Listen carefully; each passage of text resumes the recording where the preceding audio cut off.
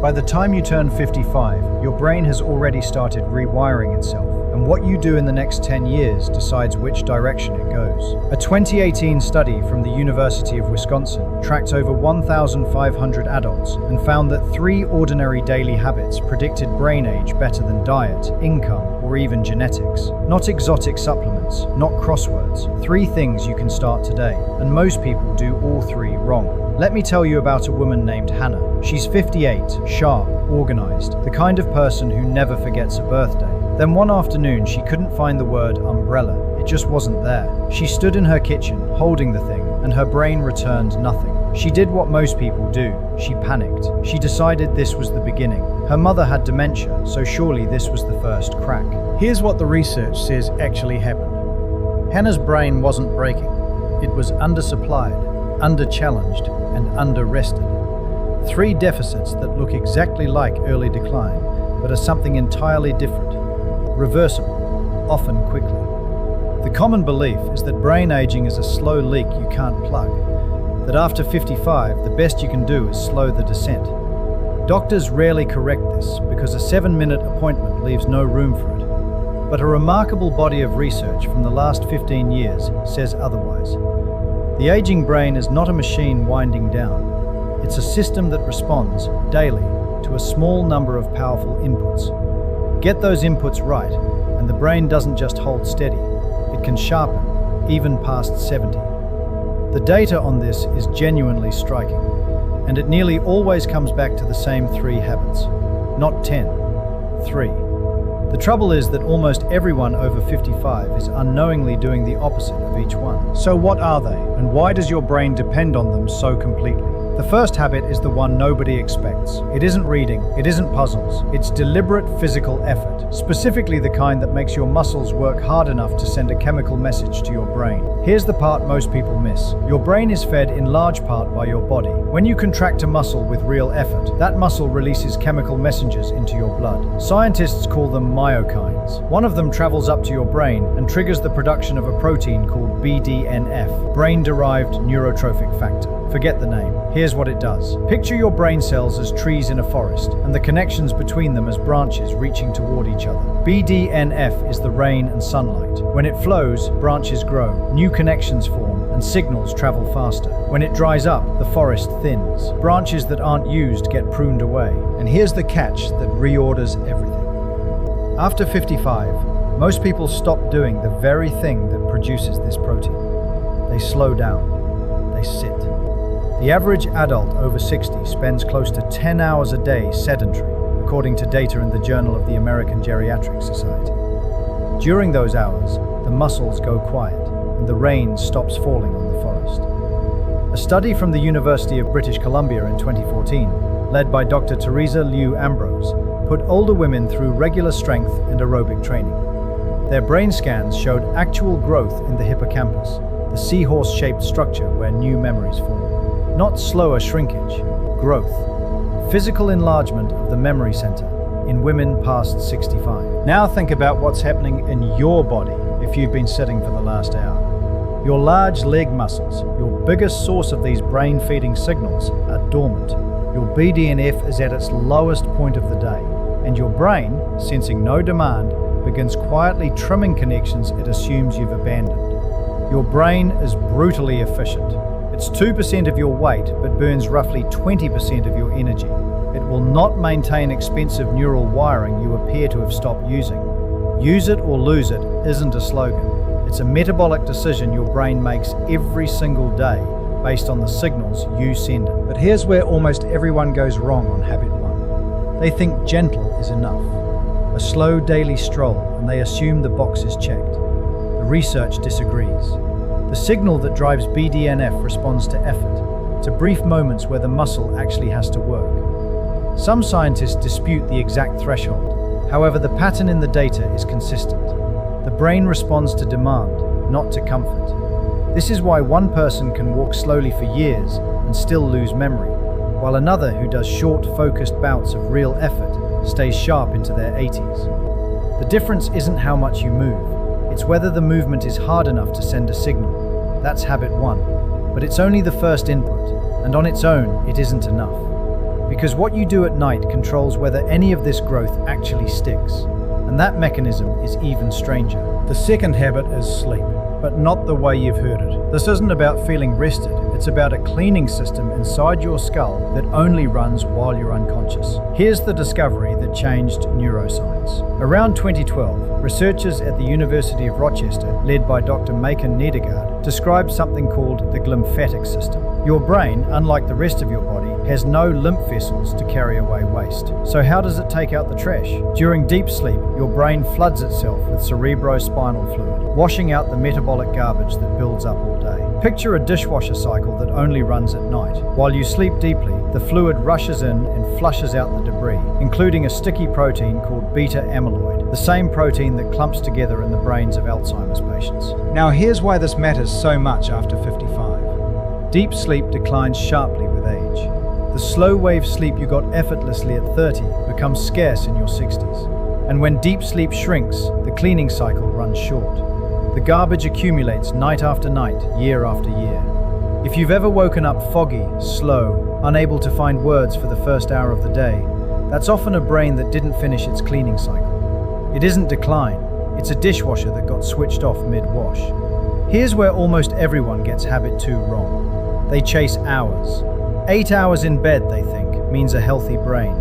But hours in bed mean nothing if the deep stages don't happen. You can lie down for 9 hours and barely run the cleaning cycle. What matters is the quality and the depth, not the time on the clock. And there's a detail most people never hear. A study from Stony Brook University in 2015 suggested that sleeping on your side may improve glymphatic clearance compared to sleeping on your back. The position of your head while you sleep may influence how well your brain drains. The research is still evolving on this, but the early findings are intriguing. If this is making sense and you want the third habit, the one that ties the first two together and matters more than most people realize, subscribe now. It's coming in just a couple of minutes, and it's the one almost nobody talks about. You won't want to miss it. Now, connect the two habits we have so far. During the day, effortful movement triggers your brain to grow new connections. At night, deep sleep cleans out the waste and locks in what you learned. They work as a pair.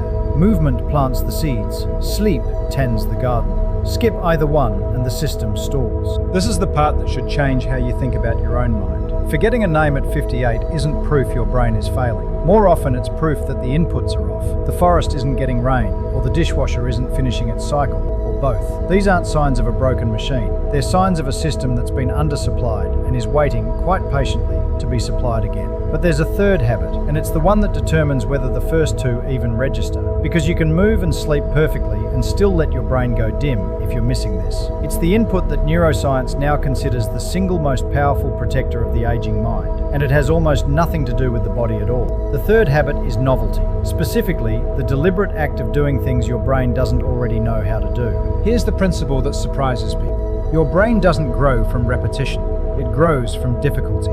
When you do something familiar, something automatic, your brain runs it on autopilot and releases almost no growth factor. But when you struggle with something new, when your brain has to build a pathway it doesn't have yet, that's when it lights up and demands new connections.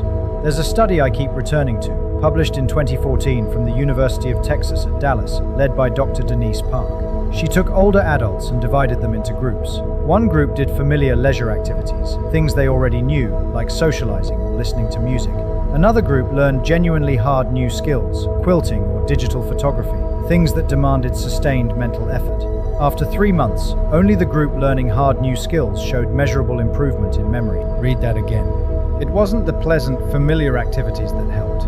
It was the difficult, unfamiliar ones. The struggle was the medicine. This is the part almost nobody understands. The crossword puzzle you've done every morning for 20 years is no longer building your brain. You're good at it now. It's automatic.